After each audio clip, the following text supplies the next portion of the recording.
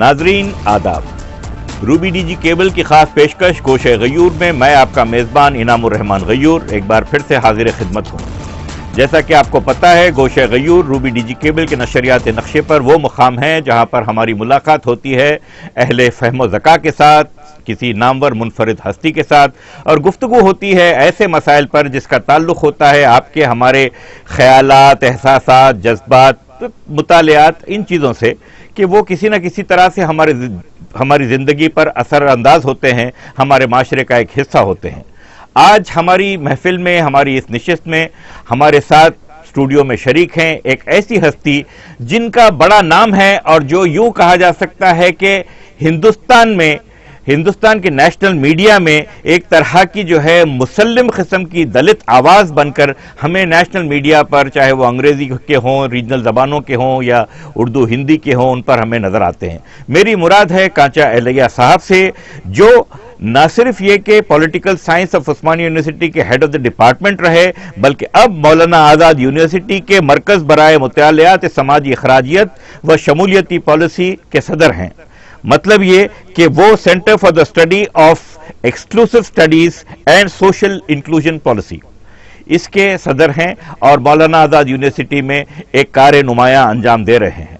जनाब कंचा एलैया साहब एक ऐसी हस्ती हैं जिनके बारे में यूं भी कहा जा सकता है कि ना सिर्फ ये कि दलितों की आवाज़ हैं, बल्कि वो पसमानदा लोगों की भी आवाज़ हैं। उन्होंने बहुत जो है ह्यूमन राइट्स के इश्यूज़ पर, सिविल लिबर्टीज़ के मामले पर बहुत काम किया और बहुत बार अपनी आवाज़ उठाई।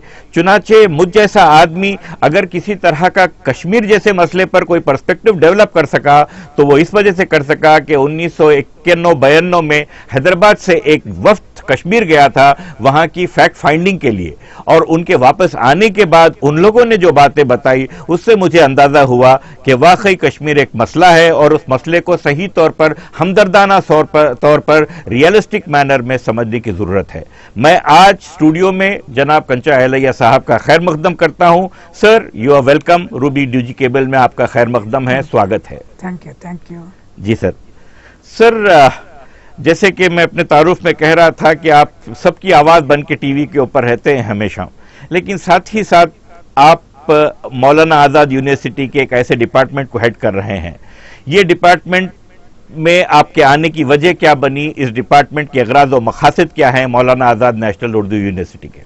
देखिए, मौलाना आज़ाद उर्दू यूनिवर्सिटी ने एक स्पेशल एक्ट से पैदा हुआ और यहाँ एस्टाब्लिश हुआ जी। उसमें जब थोरट पहली बार एक दलित यूजीसी चेयरमैन बना था जी, उन्हें एक नया मुद्दा जो है यूनिवर्सिटीज में लाया। वो जो एससी एसटी ओबीसी माइनॉरिटी से है जी, वो सोशली एक्सक्लूडेड होते जा रहे हैं जी जी, और उन लोगों को एजुकेशन में, एम्प्लॉयमेंट में और उन लोगों का जो स्टेट बजट का, इकोनॉमिक्स में उसका रोल क्या है, उसका शेयर क्या है, ये इश्यूज पे स्टडी करने के लिए देश में 35 सेंटर्स खोला गया था। उसमें पहले बार एक सेंटर माइनॉरिटी को स्टडी करने के लिए और माइनॉरिटीज का सोशल एक्सक्लूजन कैसा हो रहा, वो मार्केट में हो या इकोनॉमी हो या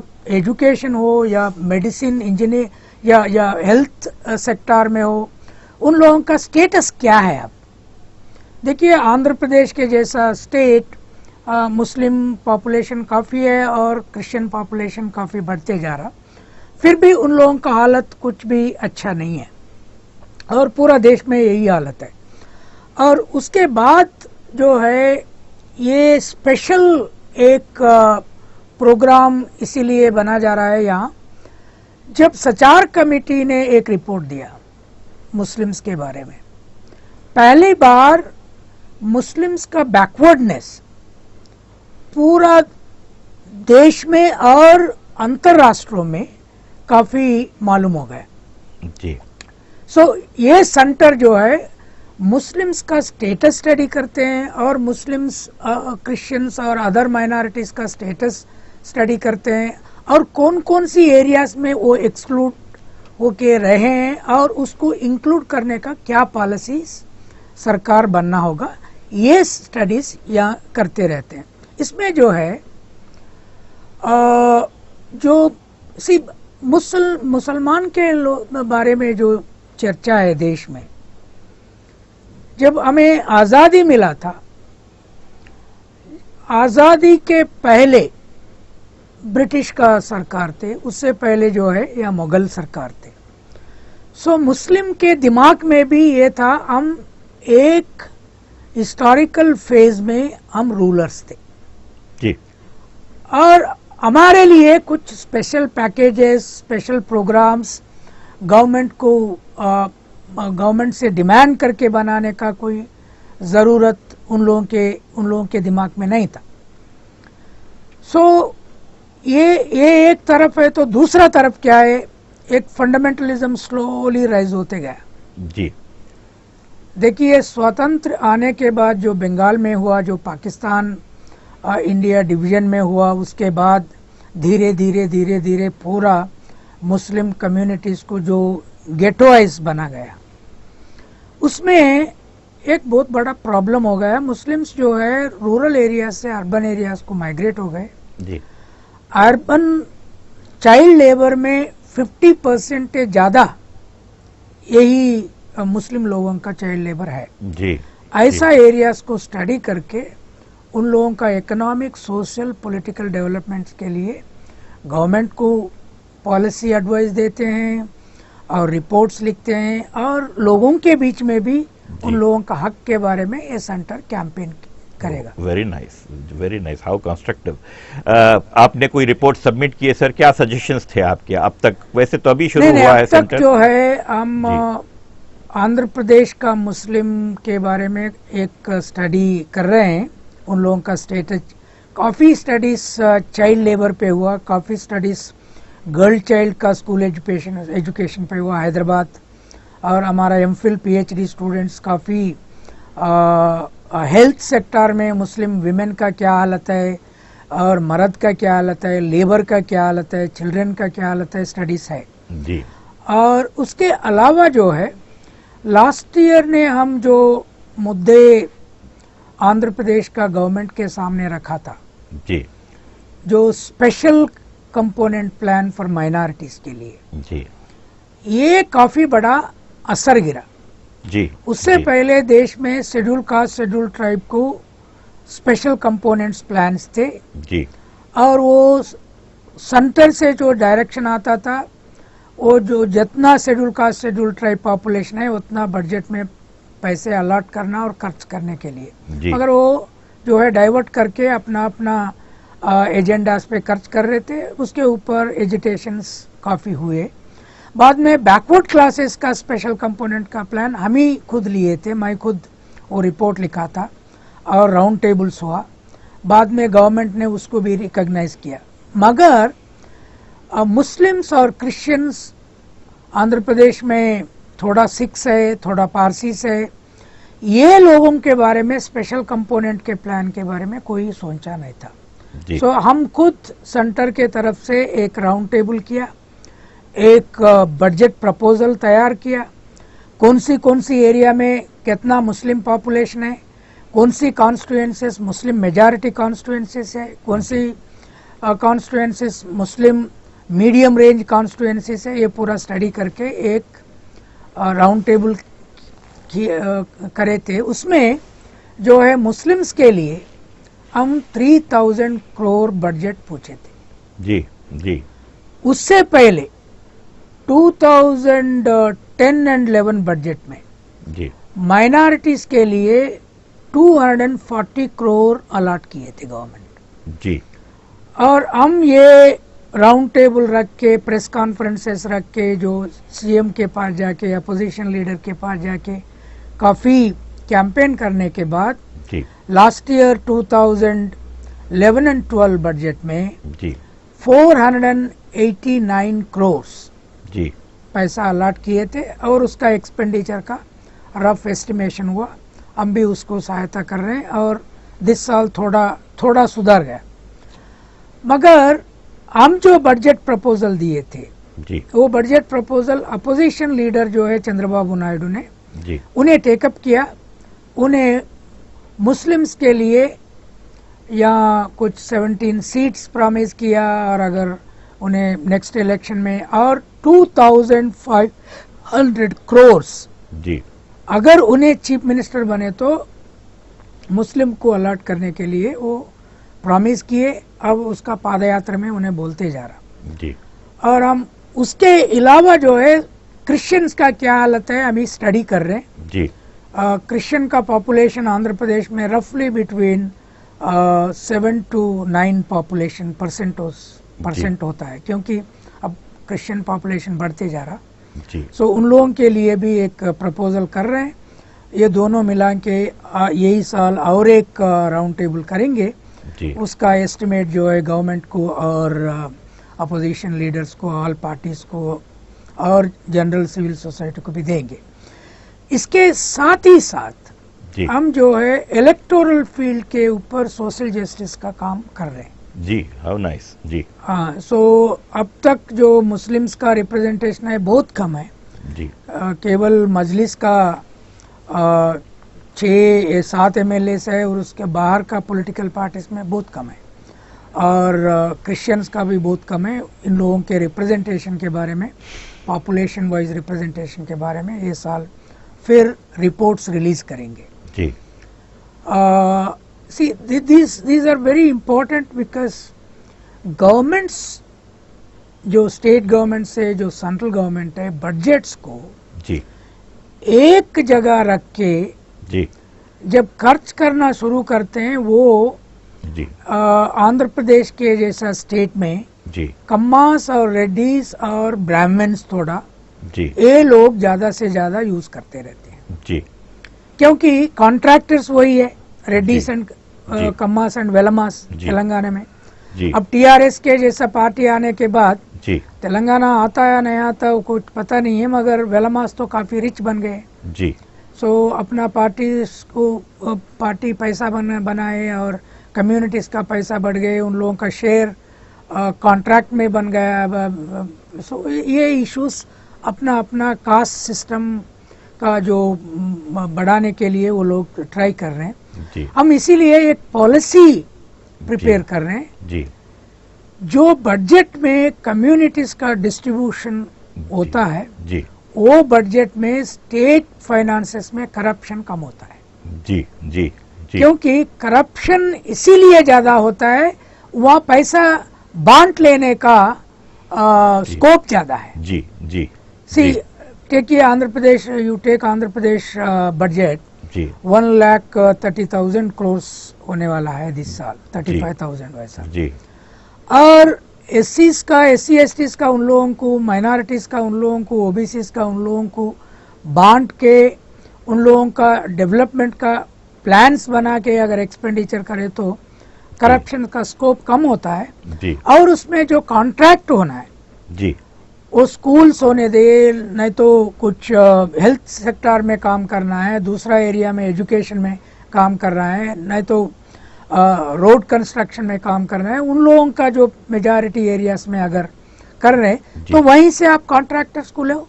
कॉन्ट्रैक्टर्स क्यों रेड्डीज, कमास और वेलमास होते हैं? जी ये माइनॉरिटीज का जो हिस्टोरिकल रूलर्स है।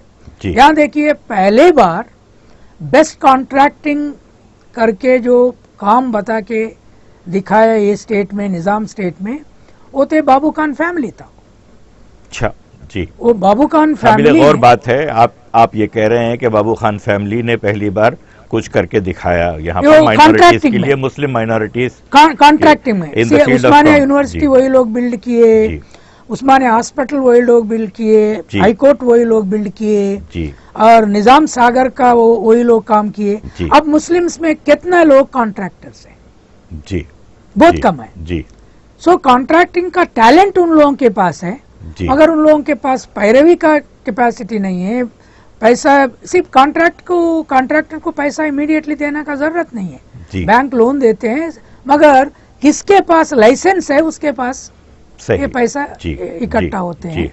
और ओबीसी में भी कॉन्ट्रैक्टर्स नहीं है, दलितों में कॉन्ट्रैक्टर्स नहीं है, और एजुकेशनल इंस्टीट्यूशंस का ओनर्स नहीं है। उसीलिए हम क्या बोल रहे हैं, बजट को एक कम्युनिटीज का बजट अलग करो जी जी, और उसका बजट को एक्सपेंड करने में जो प्रोसेस होते हैं, जी। उसमें से कॉन्ट्रैक्टर्स बाहर निकलो, बहुत खूब जी। उसमें से जो एजुकेशनलिस्ट और बिजनेस एंटरप्रेन्योर्स को तुम तैयार करो, जी। वो 1 2 3 कम्युनिटीज एंटरप्रेन्योर्स को बना के अपना जी। लाखों जी। करोड़ रुपए बनाने का अच्छा नहीं है बोल के जी। हम एक पॉलिसी भी बना रहे हैं। जी, बहुत खूब।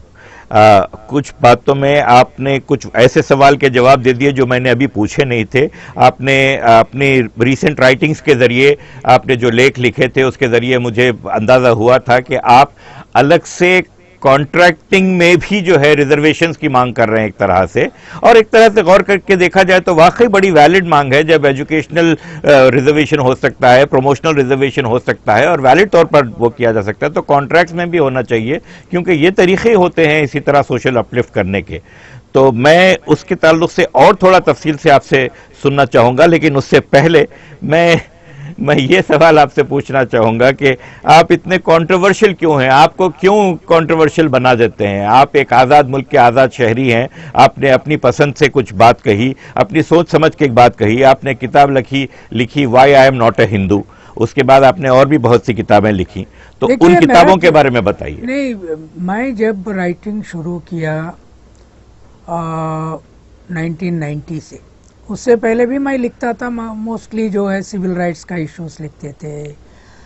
1990 में जो मंडल मूवमेंट आया जी, वो मंडल मूवमेंट में बैकवर्ड क्लास का रिजर्वेशन मुद्दा जब आया, पूरा देश का ब्राह्मणिक फोर्सेस जी, जो प्रोग्रेसिव है, जो राइट विंग है, जो कम्युनिस्ट पार्टीज के साथ है, वो पूरा अपोज किए जी।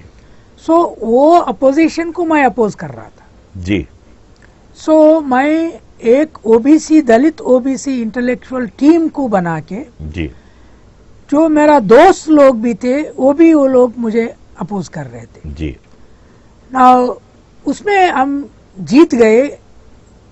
जो मंडल कमीशन लागू हुआ, उसके बाद ओबीसी का रिजर्वेशन हो गया, और उसके बाद SC ST ओबीसी का एक आइडियोलॉजिकल फॉर्मेशन भी बना। जी। और वही पीरियड में जो इंडिया में हिस्टोरिकली जो लोग गौतम बुद्ध को खत्म किए, जी, जो लोग उसके बाद जो SC ST ओबीसी में से जो हिस्टोरिकल फिगर्स आए, महात्मा फूले थे और सावित्रीबाई फूले उसका वाइफ थे, और पेरियार रामस्वामी नायकर थे, जी। ऐसा अंबेडकर पहले, साहब तो सबसे थे। ज्यादा अंबेडकर जो हमको एक फिलोसॉफिकल फाउंडेशन दिया था और जी। कॉन्स्टिट्यूशन भी लिखे थे। जी। इन लोगों को इंस्टीट्यूशन में पढ़ाने का भी उन लोगों के सामने एक मुद्दा नहीं था। जी। सो मैं जो है वो डिमांड्स एजुकेशनल इंस्टीट्यूशन में रखा, सिविल सोसाइटी में रखा, लिखना शुरू किया। जी। वही पीरियड में मैं गौतम बुद्ध का पॉलिटिकल फिलॉसफी पे PhD किया, जी। वो किताब बाहर आया, जी। और यही सिलसिला philosophy of Gautam Buddha, that was the title of your book? The title of the book is god as political philosopher, Buddha's challenge to Brahmanism. अच्छा। सो ब्राह्मणिज्म से 600 BC में गौतम बुद्ध ने कैसा लड़ाई किया, जी, और कैसा एक ह्यूमन सोसाइटी, जात के दरिया, जी, जी, एक ह्यूमन सिविल सोसाइटी को कैसा संघ बनाया था। अच्छा। बहुजन हिताया बहुजन हित सुखाया बोल के एक फिलॉसफी उन्हें कैसा निकाला था, जी, और धम्म, जी, सोशल जस्टिस का उसका फिलॉसफी क्या था, औरतों के बारे में उसका जी। फिलॉसफी क्या था। जी, देखिए दुनिया में जी, 5 ग्रेट प्रॉफिट्स आए, जी, उसमें जी। पहले प्रॉफिट था गौतम बुद्ध, अच्छा, बाद सेकंड प्रॉफिट था जीसस क्राइस्ट, अच्छा, थर्ड प्रॉफिट था प्रॉफिट मोहम्मद, जी, फोर्थ जो है प्रॉफिट नहीं है बट फिलोसोफर था और बहुत लोग दुनिया को इन्फ्लुएंस किया, कार्ल मार्क्स था, जी, और फिफ्थ जो है अंबेडकर है, अच्छा, जो काफी अनटचेबिलिटी के खिलाफ में।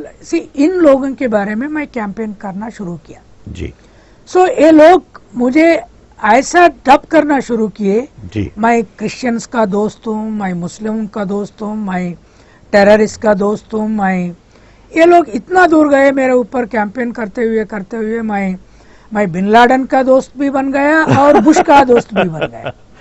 ये कैसा होता मुझे पता नहीं था।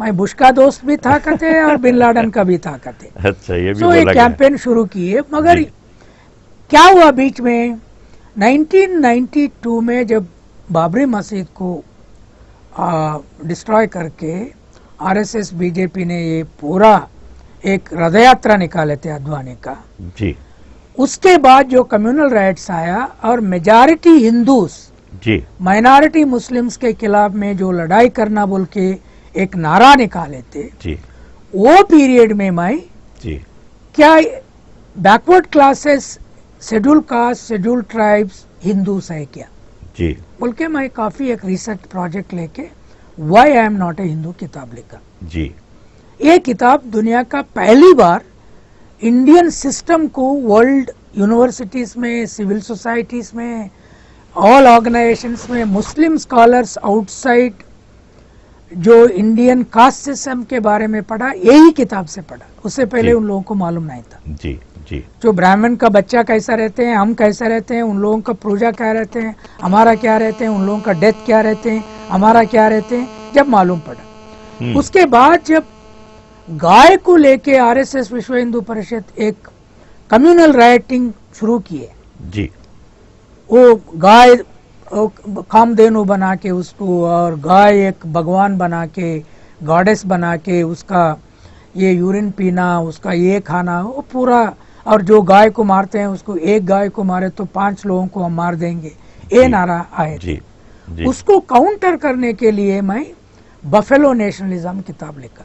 अच्छा, बफेलो नेशनलिज्म। या जी ये देश में दूध गाय नहीं दे रहे, जी। ये देश का दूध बफेलो से आ रहे, सही, भैंस दे रही। भैंस दे रही। जी भैंस कितने % दूध दे रहे हैं? आपका स्टैटिस्टिक्स है 56% जी। दूध भैंस से आ रहे हैं। जी और सब लोग भैंस का दूध पीते, जी उसको क्यों रेस्पेक्ट नहीं करते? जी इसीलिए रेस्पेक्ट करते हैं जो भैंस का दूध सफेद है, जी जैसा गाय का दूध भी है, जी वो दूध यही लोग पीते हैं। जी। उन लोगों का भगवान भी पीते हैं, जी सब स्टैचूज पीते हैं, जी मगर भैंस ब्लैक एनिमल है, जी उसको अच्छा कंप्लीटली डिसरेस्पेक्ट करते हैं। अच्छा और दूसरा जो है, आप देखिए कोई मुस्लिम औरत, जनरली हैदराबाद में और इंडिया में मुस्लिम औरत ब्लैक बुर्का पहनते रहते हैं। जी अगर कोई ब्राह्मण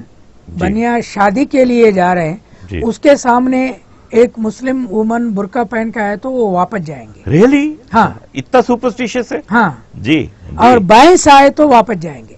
भैंस भी आ गई सामने, रास्ता हाँ, काट गई तो उसका दूध पीते। यानी काला रंग देख लेना अशुभ हो गया। हाँ, शुभ अशुभ है ना। जी। वो लोग अपना किताब में लिख लिए, अपना वेदों में, उपनिषदों में, किताब में वो लोग लिख लिए, जी लिख लेके, और काला अगर कैट भी आ गया बाहर, ऊपर पीछे चले जाते हैं। जी जी सो वैसा इश्यूज को लेके मैं बफेलो नेशनलिज्म इसीलिए लिखा। बफेलो जो है जी। अमेरिका में दूध नहीं दे रहे, जी। इंग्लैंड में दूध नहीं दे रहे, अरब कंट्रीज में बफेलो नहीं है, चाइना में नहीं है। क्या सही बात है। एक जी भारत में जी यादव लोग बफेलो को पालन पोषण करके दूध का एनिमल बना दिए। जी वो हमारा एनिमल है, हमारा घर के सामने रहते हैं। बहुत सही, बहुत सही। सो ये बफेलो को एक लड़ाई लगाया मैं। जी जी अगर मुस्लिम्स जी बफेलो इंडियन एनिमल बोल के उसको अगर रिकॉग्नाइज करके अपना घरों के सामने, अपना मोहल्लास में जी उसका इमेज रख लिए तो जी। चर्चेस और मस्जिद, जी मैं बोलूंगा जी। काउ नेशनलिज्म खत्म होगा।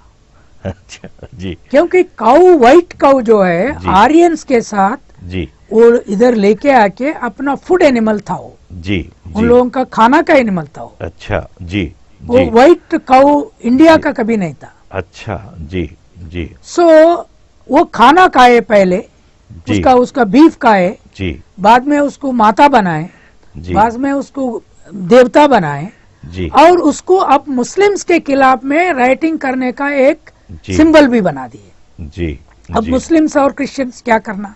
जी वो लोग बफेलो को ओन करना, जी वो नेशनलिज्म होता है ना। जी जी सो मैं ये किताब भी लिखा, और अब मैं एक चिल्ड्रन का किताब लिखा डिग्निटी ऑफ लेबर पे, बिकॉज ये देश में डिग्निटी ऑफ लेबर नहीं है। बहुत अच्छा सब्जेक्ट है सर, बहुत चिल्ड्रन के लिए। हाँ, डिग्निटी ऑफ लेबर कैसा, शू करने में क्या साइंस है, लेबर है जी, और पॉट मेकिंग में क्या साइंस है, लेबर है, कपड़े धोने में क्या है जी, उसमें सोप कैसा डिजाइन किया गया था, डिस्कवरी किया था जी, अमेरिका, यूरोप, चाइना, जापान से पहले ही। जी, सो जी, वो भी एक किताब लिखा। बहुत अब जो है मैं एक नॉवेल लिखा, जी, वो 24 से लेके 28 जनवरी में जो जयपुर लिटरेरी का फेस्टिवल हो रहा, जी, वहाँ रिलीज हो रहे हो। अच्छा, उसका टाइटल है अनटचेबल गॉड।